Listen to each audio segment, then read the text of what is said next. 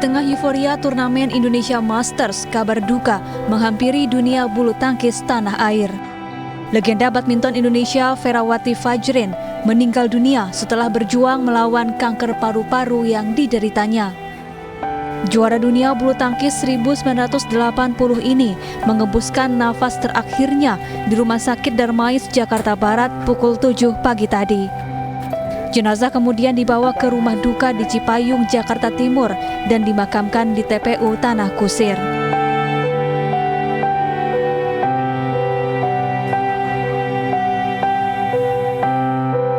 Ferawati Fajrin lahir di Jakarta 1 Oktober 1957. Pada masa kejayaannya, Ferawati turun di 3 nomor sekaligus, yaitu tunggal putri, ganda putri, dan ganda campuran. Ia pun sukses meraih gelar juara di 3 nomor tersebut. Bersama Imelda Wiguna, Vera berhasil menjuarai salah satu turnamen bulu tangkis paling bergengsi, All England pada tahun 1979. Vera juga turut membawa Indonesia meraih gelar Piala Sudirman pertama dan terakhir bagi Indonesia di tahun 1989. Kini sang legenda telah beristirahat dengan tenang. Selamat jalan, pahlawan bulu tangkis Indonesia.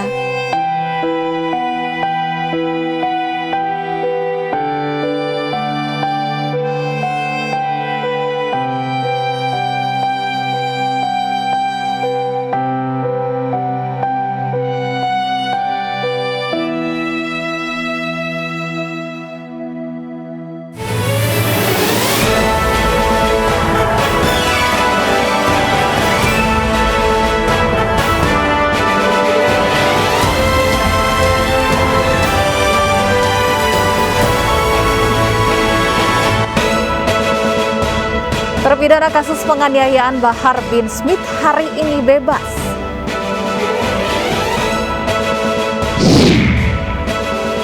Istri yang disiram air keras oleh suaminya di Cianjur meninggal dunia.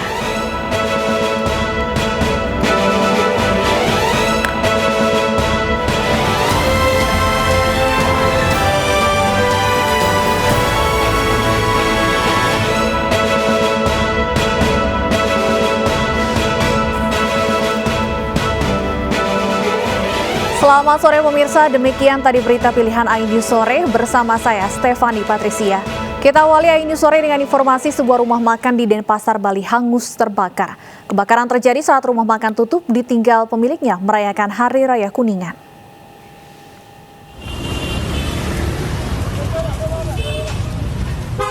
Api menghanguskan sebuah rumah makan di Jalan Teguh Umar, Denpasar, Bali siang tadi.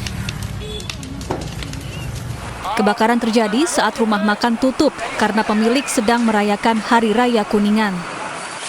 Petugas dan warga berjibaku memadamkan api. Dalam 2 jam, api pun berhasil dipadamkan. Sementara itu, pemilik showroom di sebelah rumah makan yang terbakar panik dan mengeluarkan sepeda motor dagangan mereka. Kebakaran ini diduga terjadi akibat korsleting listrik.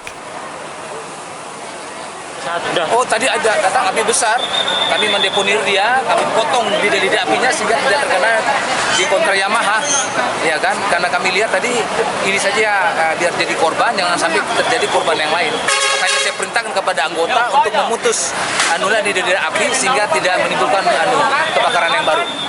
Tidak ada korban jiwa dalam peristiwa ini, namun kebakaran sempat membuat lalu lintas tersendat karena banyaknya warga yang datang untuk menyaksikan kebakaran. Dari Denpasar, Bali, Aris Wiyanto, iNews melaporkan.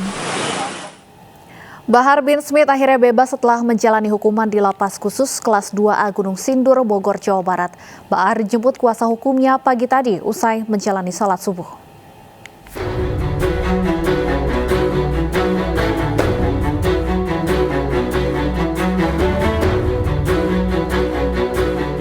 Bahar bin Smith, pimpinan Pondok Pesantren Tajul Aliwiyin, hari ini keluar dari Lembaga Pemasarakan Khusus kelas 2A Gunung Sindur, Kabupaten Bogor, Jawa Barat. Bahar bebas setelah menjalani hukuman 3 bulan penjara dalam kasus penganiayaan terhadap sopir taksi online. Menurut kuasa hukum Bahar Smith, Ikhwan Tuan Kota, Bahar dijemput dari lapas usai menjalani salat subuh dan langsung menemui keluarganya.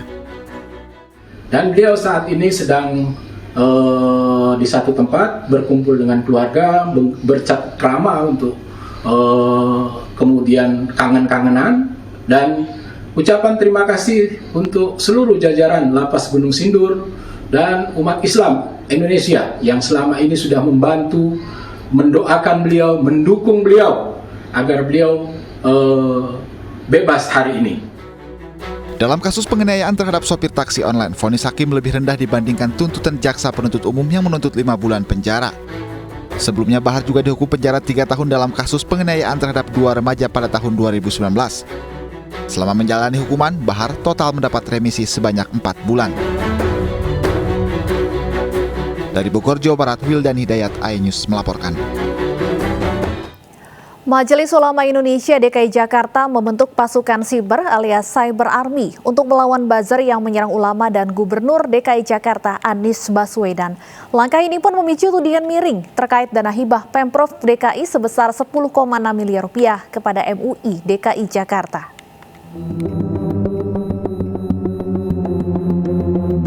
Majelis Ulama Indonesia atau MUI DKI Jakarta akan membentuk pasukan siber atau Cyber Army. Pasukan ini dibentuk untuk menangkal serangan berita-berita negatif ataupun hoaks terhadap ulama di dunia maya. Namun menariknya, tak hanya ulama yang dibela. Nama Gubernur DKI Jakarta Anies Baswedan muncul sebagai pihak yang dibela MUI Jakarta di samping ulama. Hal ini pun memunculkan isu miring. Wasekjen PKB Lukman Hakim menuding pembentukan pasukan siber ini tak lepas dari dana hibah Pemprov DKI Jakarta senilai 10,6 miliar rupiah kepada MUI DKI. Ia juga menilai langkah ini berlebihan. Namun MUI DKI membantahnya. Pembentukan pasukan siber tidak akan menggunakan dana hibah.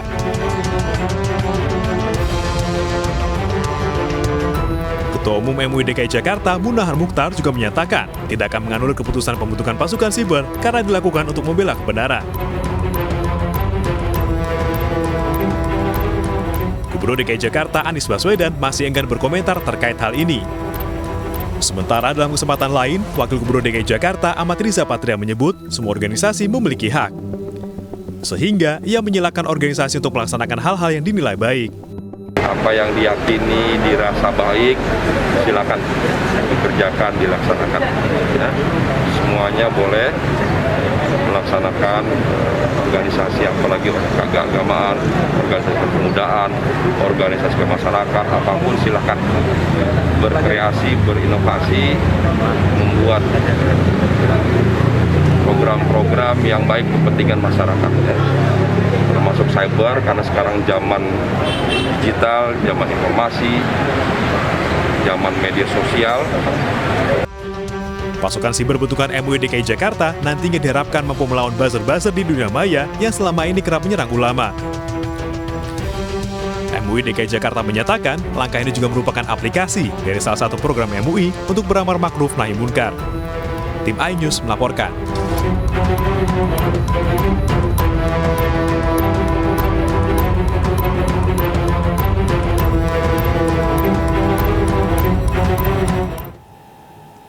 Lalu apa yang sebenarnya menjadi pemicu utama sehingga MUI DKI Jakarta memiliki gagasan membentuk pasukan siber? Mengapa nama Anies Baswedan menjadi salah satu tokoh yang dibela? Adakah kaitannya dengan dana hibah? Untuk membahasnya telah bergabung bersama kami Ketua MUI DKI Jakarta Munahar Mukhtar dan Direktur Eksekutif Jaringan Moderat Indonesia Islah Bahrawi. Saya sapa terlebih dahulu kedua narasumber kita. Selamat sore, Assalamualaikum Pak Munahar dan Pak Islah. Baik, saya langsung saja ke Pak Munahar terlebih dahulu untuk mengetahui apa sebenarnya urgensinya untuk membentuk pasukan siber yang disebutkan untuk membela buzzer yang menyerang ulama dan Gubernur DKI Jakarta. Ya, makasih Mbak. Begini, sebetulnya masalah ini itu sudah 1 bulan yang lalu ketika kita melaksanakan rapat kerja dengan Infocom MUI DKI. Berbagai macam program itu sedang disiapkan oleh Infocom. Salah satunya kita kasih masukan. Sekarang ini kan giat media sosial itu begitu besar. Kemudian ada oknum-oknum tertentu yang berupaya memecah belah anak bangsa kadang-kadang juga mendiskreditkan agama, kemudian kadang-kadang mendiskreditkan ulama, banyak berita-berita hoax. Kita sampaikan ketika itu, coba MUI ini membuat, karena yang agak ngetrek nama cyber army. Kita belum menamakan itu namanya apa, itu gambarannya seperti itu. Kita buat sebagai penangkal berita-berita hoax. Baik. Karena ini sudah jelas, Al-Quran juga sudah bicara. Idza ja'akum fasikun binaba'in fatabayyanu. Kalau orang-orang fasik mengeluarkan satu berita yang tidak jelas atau berita yang hoax, maka tugas kita adalah tabayyun, ini benar atau tidak. Nah, kalau memang tidak benar, kenapa kita diam? Kita juga harus berbicara bahwa yang benar itu benar, yang salah itu salah. Dan inilah salah satu tugas MUI dalam beramar ma'ruf nahi munkar. Baik, Pak Munahar, tapi salah satu yang disoroti adalah munculnya nama Gubernur DKI Jakarta sebagai salah satu pihak yang dibela. Dan mau tidak mau kemunculan nama ini memunculkan isu miring terkait adanya keterkaitan pembentukan pasukan siber ini dengan dana hibah yang diberikan Pemprov DKI Jakarta kepada MUI DKI. Bagaimana Anda menjawab tudingan ini? Jadi orang yang nggak ngerti dapur MUI itu nggak usah bicara. Kalau orang nggak ngerti dapur orang, ngapain ngurusin dapur orang? Yang namanya dana hibah itu dari dulu nggak ada kaitannya dengan persiapan pembentukan agar supaya kita menangkal berita-berita hoax. Itu sudah ada juklaknya semuanya. Ini kan mereka yang bicara masalah dana hibah yang nggak ngerti tentang MUI. Dan itu dana itu bukan MUI provinsi aja, sampai tingkat kota, kemudian kecamatan. Kita membentuk semacam PKU, ada PDU di sana, pendidikan kader ulama, pendidikan dasar ulama. Kita punya mahasiswa ratusan, setiap kota punya, provinsi punya, sampai untuk S2-nya, semuanya free kita lakukan buat mereka. Dan itu jumlahnya ratusan, mereka tidak tahu itu. Belum program-program yang lain. Jadi tidak ada hubungannya dengan dana hibah yang ada, itu dana semenjak pembentukan pasukan siber ini tidak menggunakan dana hibah tersebut? Pak Munahar? Saya bilang tadi tidak ada hubungannya. Baik. Pak Islah, ada tanggapan? Begini, selamat sore Pak Kiai Munahar. Saya terus terang ada dua pertanyaan bagi saya yang masih menjadi anomali. Pertama adalah Kiai Munahar sangat konsentrasi terhadap menurut beliau serangan terhadap para ulama yang memecah belah umat dan menyerang Islam. Lalu bagaimana dengan ulama yang biasanya menyerang masyarakat? Bagaimana dengan ulama yang selalu menyuarakan kekerasan dan mencaci maki yang juga menjadi bagian dari mendegradasi nilai-nilai Islam? Ini juga seharusnya menjadi pantauan cyber army, seharusnya.